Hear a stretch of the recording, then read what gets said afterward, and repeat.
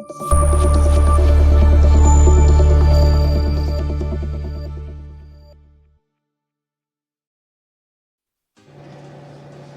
दोस्तों, welcome to my YouTube channel.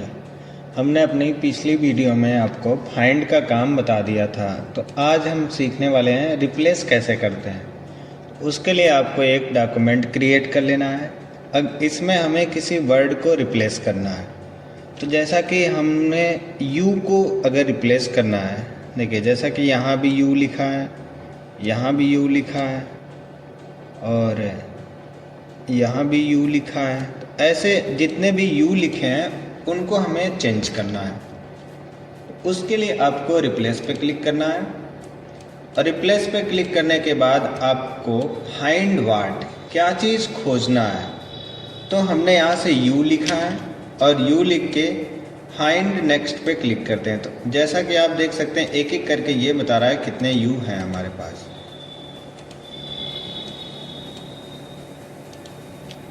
तो अगर हमें यू की जगह पे कुछ दूसरा वर्ड यूज करना है, तो उसके लिए आपको रिप्लेस विथ में वो वर्ड लिख देना है। जैसे यू की जगह हमें सी का यूज करना है, तो हम सी लिख करके अगर रिप्लेस करेंगे तो आप देखेंगे बस एक यू का चेंज हुआ है। तो अब जैसा कि आप देख सकते हैं यहाँ यू था तो वहाँ सी हो गया है। अब सी होने के बाद आप यहाँ से कर दीजिए रिप्लेस ऑल और ओके कर दीजिए। अब आप देख सकेंगे यहाँ भी सी लिखा है और ये हमारा यहाँ भी सी हो गया है। तो ऐसे आप रिप्लेस पूरा कर दीजिए और ओके कर देंगे तो आप यहाँ देखेंगे कि जितनी जगह हमने यू लिखा था उतनी जगह पे हमारा सी हो गया है। जैसे कि आप देखें यहाँ भी यू लिखा था तो यहाँ सी हो गया, यहाँ भी यू लिखा था तो यहाँ भी सी हो गया, यहाँ भी यू लिखा था तो यहाँ भी सी हो गया और जैसा कि आप देखें यहाँ भी सी हो गया। तो ऐसे आप किसी भी टेक्स्ट को रिप्लेस कर सकते हैं। अगर एक को करना है एक करिए, अगर सबको कर देना चाह रहे हैं तो सबको एक बार में रिप्लेस ऑल पे क्लिक करके कर सकते हैं। तो ये काम रिप्लेस का होता है। अब आपको रिप्लेस में ही मिलता है गो टू। गो टू का काम क्या होता है, जैसे हम इस पूरे पैराग्राफ को सिलेक्ट करते हैं और कंट्रोल सी से कॉपी कर लेंगे और कंट्रोल वी से पेस्ट करते हुए चले जाइए आप। और जब आप कॉपी पेस्ट कर लेंगे पूरे पैराग्राफ को तो आप देखेंगे आपके पास एक से ज़्यादा पेज हो गया है। ऐसे हमारे पास कई पेज हैं, तो हम रिप्लेस में क्लिक करके गो टू पे क्लिक करेंगे। अब गो टू पे जब आप क्लिक करेंगे तो आप देखेंगे यहाँ पे लिखा हुआ page, section, line, bookmark, comment, footnote, and note और भी चीज़ें लिखी रहेंगी, field, table, graphic, equation, object, heading. तो आप इसमें से किस पर जाना चाह रहे हैं। तो अगर हमें पेज पे जाना है, जैसे मान लीजिए हमारे पास 263 पेज हैं टोटल। अब 263 पेज में अगर हमको 190 वाले पेज पे जाना पड़ गया तो हमें स्क्रॉल करना पड़ेगा।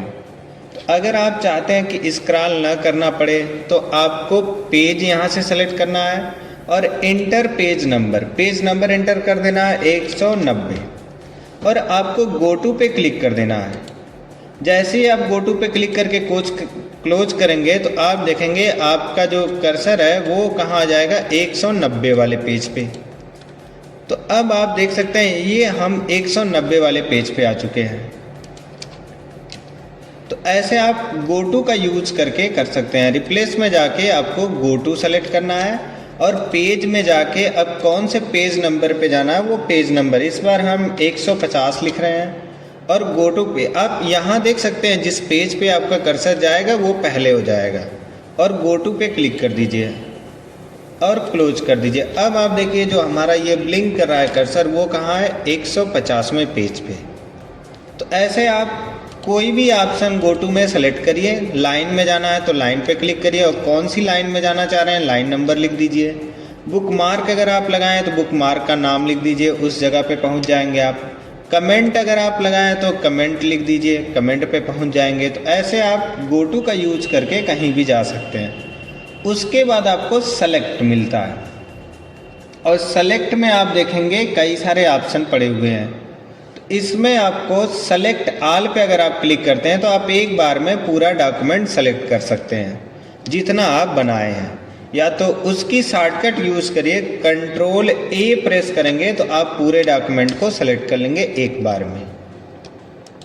तो ये काम सेलेक्ट ऑल का होता है। सेलेक्ट ऑब्जेक्ट का काम होता है केवल चित्र को सेलेक्ट करना। जैसे आप पेज पे शेप बनाए हों या इमेज इंसर्ट किए हों तो ये उसका काम होता है। जैसे देखिए इक्वल, ये पैराग्राफ इंसर्ट कर लीजिए एक और कुछ शेप बना लीजिए।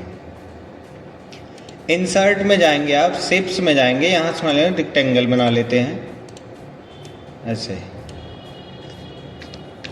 ये 2 रेक्टेंगल हमारे पास हो गए। तो अब आप देखेंगे अगर हम ऐसे सेलेक्ट कर ले रहे हैं तो अगर हम डिलीट कर रहे हैं तो आप देखेंगे बस हमारा टेक्स्ट डिलीट हुआ है, शेप नहीं। तो ऐसे अगर आप चाह रहे हैं कि हमारा ये जो टेक्स्ट है ये डिलीट ना हो, बस शेप डिलीट हो, तो उसके लिए आपको सेलेक्ट ऑब्जेक्ट पे क्लिक करना है और माउस ऐसे ड्रैग करके इसको सेलेक्ट कर लेना है जो भी। अब टेक्स्ट पे आप क्लिक करिए, देखिए टेक्स्ट नहीं सेलेक्ट होगा आपका। एक तरह समझिए ये लॉक हो जाएगा। अब आपका केवल ऑब्जेक्ट सेलेक्ट होगा, टेक्स्ट नहीं। अब आप देखिए यहाँ पे टेक्स्ट सेलेक्ट करिए। तो ऐसे में इसका काम होता है केवल ऑब्जेक्ट को सेलेक्ट करना, केवल चित्र को।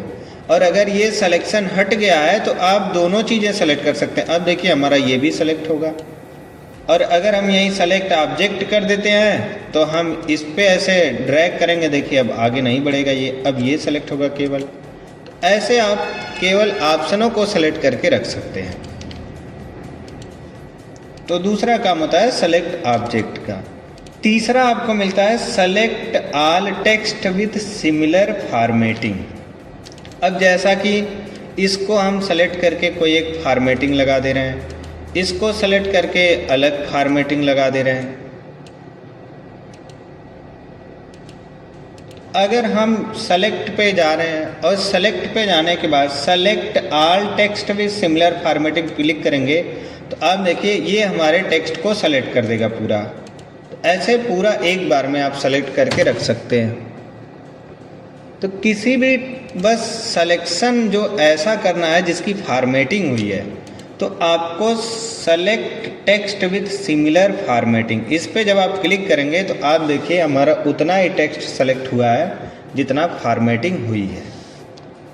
उसके बाद हमको मिलता है सिलेक्शन पेन। इस पे जब हम क्लिक करेंगे तो आप देख सकेंगे कि हमने अपने पेज पे क्या क्या शेप इंसर्ट किया हुआ है। उसको आप हाइड कर सकते हैं या फिर से वापस दिखा सकते हैं, या एक बार में हाइड ऑल या एक बार में शो ऑल। ऐसे ये सिलेक्शन का काम होता है। तो इसमें आप जो भी शेप बनाए रहेंगे उसका इमेज दिखाएगा, रेक्टेंगल 1, रेक्टेंगल 2। इसको हाइड कर सकते हैं या अपनी आवश्यकता अनुसार लेके आ सकते हैं।